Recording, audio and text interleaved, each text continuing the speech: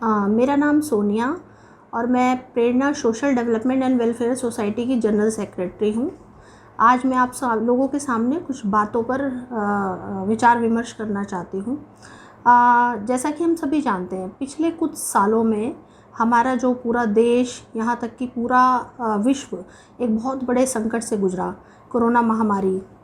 इस बीच हमने देखा कि लोगों के रहन सहन में बहुत ही ज़्यादा बदलाव आ गए, जिसमें बहुत सारी संस्थाओं ने उनको राशन बांटने का कार्य किया, जिसमें प्रेरणा भी कुछ हद तक लोगों को राहत पहुंचाने में कामयाब हो पाई। हमने भी बहुत सारे स्लम्स में, बहुत सारे एरियाज़ में जाकर बहुत सारे राज्यों में राशन की सुविधाएं पहुंचाई।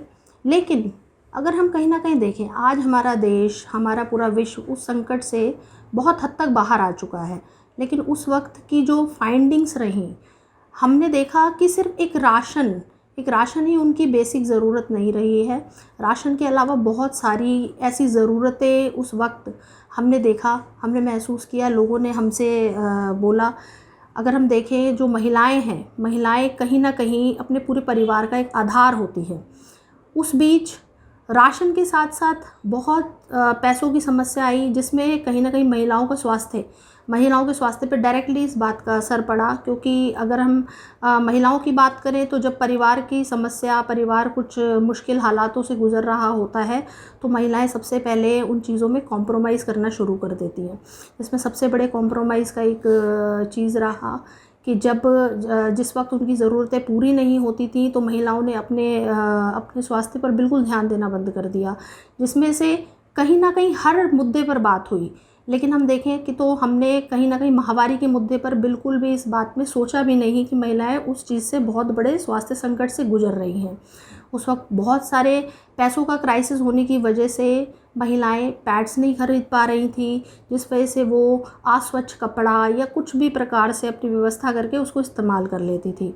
और इस्तेमाल करने के बाद उनको जो समस्याओं का सामना करना पड़ा, बहुत सारे लोगों को गायनी इशू हो गए। बहुत सारी महिलाएं इस बात पर बात करने में भी हमसे शर्माती थी। अभी हमने रिसेंटली अपने दिल्ली के स्लम्स में कुछ एरियाज़ में हमने सर्वे किया। उस सर्वे में महिलाओं ने इस मुद्दे पर काफ़ी खुलकर बात की। बताया कि आज भी जब हमारी यंगस्टर इस समस्या से गुजरती हैं, तो आज भी वो अपने परिवार में, यहाँ तक कि अपनी माताओं से भी बात करने में शर्मिंदगी महसूस करती हैं। और क्या कहते हैं, बहुत सारे मिथ्स भी इस चीज़ों से जुड़े हैं।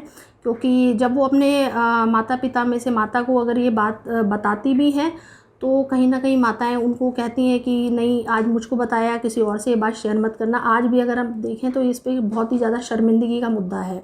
बहुत सारे मिथ्स जुड़े हैं, यहाँ मत बैठो, वहाँ मत जाओ, रसोई घर में मत जाओ, पूजा स्थानों में मत जाओ। बहुत सारी संस्थाएं, मैं मानती हूँ बहुत सारी संस्थाएं आज भी इस मुद्दे पर, आज भी इस एक समस्या पर बहुत सारी संस्थाएं काम कर रही हैं। लेकिन हमारी जो संस्थाओं का दायरा है, कहीं ना कहीं बहुत सारे दिल्ली के स्लम अभी भी ऐसे हैं जो इनसे इस अवेयरनेस से अनछुए हैं। आज भी हम इस पर बहुत जगह पर पहुंच नहीं पा रहे हैं। तो मुझे ऐसा लगता है कि हमें इस बात को सीरियसली लेना चाहिए और हमें इस मुद्दे पर जागरूकता करनी चाहिए। इसी मुद्दे पर प्रेरणा ने दिल्ली के कुछ स्लम एरियाज़ में एक प्रोजेक्ट शुरू किया है, जिसका नाम है wash women health and sanitation. हम लोग इस प्रोजेक्ट के तहत जो यंगस्टर गर्ल्स वगैरह हैं, महिलाएं हैं, उन सभी को हम लोग अवेयरनेस देते हैं।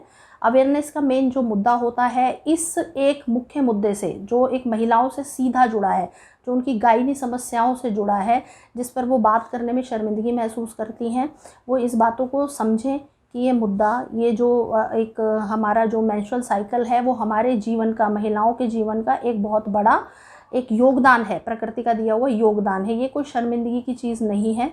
और इस पर हमारी कोशिश रहती है कि हम महिलाओं को जागरूक करें कि वो अपनी सेहत का इस दौरान किस प्रकार से ध्यान दें, किस प्रकार से इस दौरान हमें स्वच्छता की आवश्यकता है, हम स्वच्छ रहना हमारे लिए ज़रूरी है। हम क्यों एक कपड़े की जगह हम पैड का इस्तेमाल क्यों करें। और हमारी जो संस्था है, हमारी पूरी कोशिश रहती है कि हम उनको पैड्स भी प्रोवाइड करें, जागरूकता भी प्रोवाइड करें। और साथ ही इन मुद्दों से बहुत सारे सोशल इश्यूज़ भी जुड़े हैं, जिसमें कि लोग बात करने से घबराते हैं, महिलाओं को बोलते हैं ऐसे समय में वो नहाए नहीं, सर नहीं धोएं, रसोई घर में ना जाएं।